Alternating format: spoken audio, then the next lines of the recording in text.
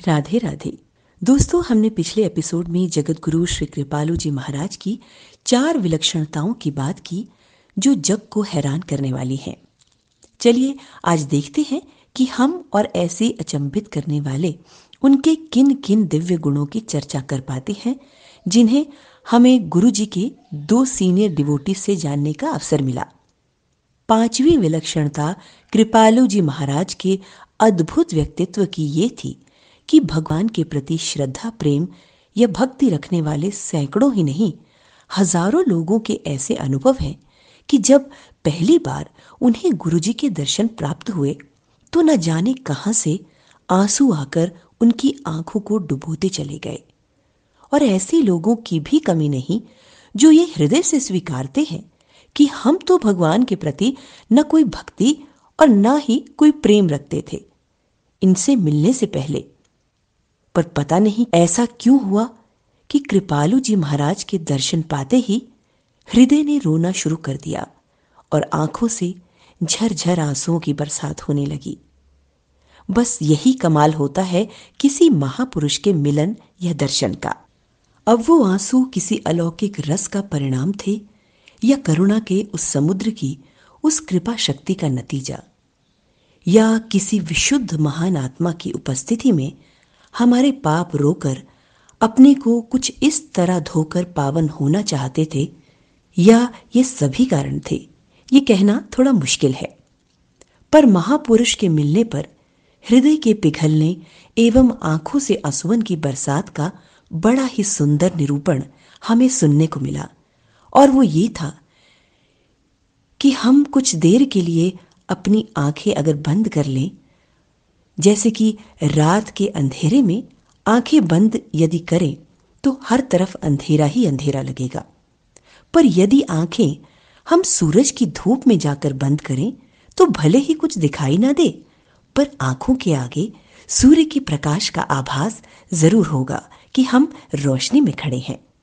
ठीक इसी तरह अगर हम किसी महापुरुष के सामने खड़े हैं, अगर वो सच में महापुरुष है तो उसका सूर्य रूपी प्रकाश हमारे अनुभव में आएगा ही, भले ही माया मोह के अंधेरे में ही जीवन क्यों ना बिता रहे हों। पर ऐसे सौभाग्यशाली लोगों का ऐसा संयोग विशेष संस्कारवशी बनता है। अब बात करते हैं कृपालु जी महाराज की 6ठी विलक्षणता की। वो भी बात गजब की है। बहुत से अनुयायियों का अक्सर गुरु जी के आश्रम या जहां भी वो हों उस स्थान पर आना जाना लगा ही रहता था, जहां कई बार सैकड़ों या कभी हजारों की भीड़ भी होती थी। ऐसे में जाहिर सी बात है कि हर व्यक्ति के मन में गुरु जी से मिलने की, उनसे कुछ बात करने की चाहत तो रहती ही है।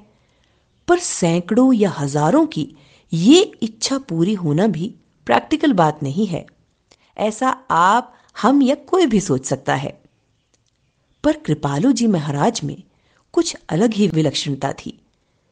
जो भी साधक उनके पास जाता था वो सबसे मिल लेते थे, किसी न किसी रूप में। किसी से मुंह से बात करके, किसी से आंखों में ही बात हो जाती, और किसी किसी सौभाग्यशाली को लगता कि जैसे उसने सोचा वही किया गुरुजी ने।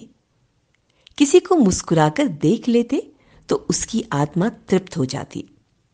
और राधा कृष्ण के अद्भुत प्रेम का रस तो उनके समीप पहुंचकर साधना सत्संग में बैठकर हर किसी के अनुभव में आता था। यानी जिस दिव्य सुख को पाने की लालसा से वो साधक वहां तक पहुंचता था, वो उस रस में सराबोर होकर ही लौटता था।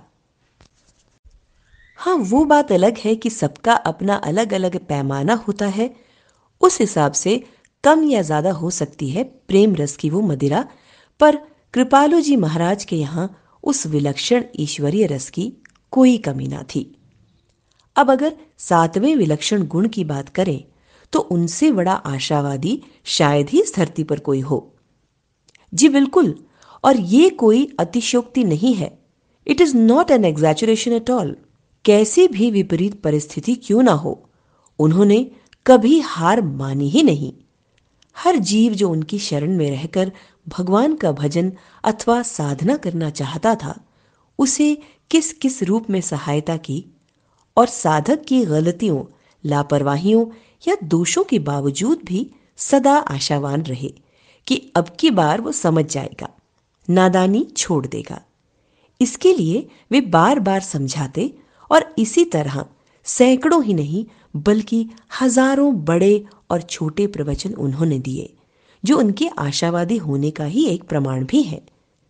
लेकिन सबसे बड़ा प्रमाण साधकों का वो हृदय है जो रोम रोम से इस बात को स्वीकार करता है कि किस तरह पग पग पर वे हमेशा प्रयत्न करते रहे कि साधक की भक्ति मार्ग में सदा उन्नति होती रहे। ऐसे विचित्र अनुभव हुए उन्हें, इस बात को लेकर साधक आज भी याद करके रोने लगते हैं। 8वीं विलक्षणता कृपालु जी महाराज की ये थी कि हर उनसे जुड़ने वाले साधक को ये लगता था कि गुरु जी सबसे ज्यादा प्यार उसी से करते हैं और उसके कल्याण की चिंता उन्हें ही सबसे ज्यादा है। इसीलिए शायद अधिकांश साधक गुरु जी को प्राणों से अधिक प्यार भी करते थे। बात सुनने में थोड़ी अजीब लगती है कि कैसे सैकड़ों या हजारों साधक को ऐसी फीलिंग आ सकती है, पर शायद हम ये भूल रहे हैं कि वे सांसारिक मनुष्यों की तरह तो थे ही नहीं। उनके सब कार्य अलौकिक थे। इसीलिए ये सब विचित्र परंतु सुखद अनुभव लोगों को प्राप्त थे। दोस्तों, कृपालु जी महाराज की हर बात अनोखी थी। हम जितना समझ पा रहे हैं उनके बारे में जानकर, उससे हमें खुद एक अजीब से आनंद की प्राप्ति हो रही है, जिसे शायद शब्दों में बयां नहीं किया जा सकता।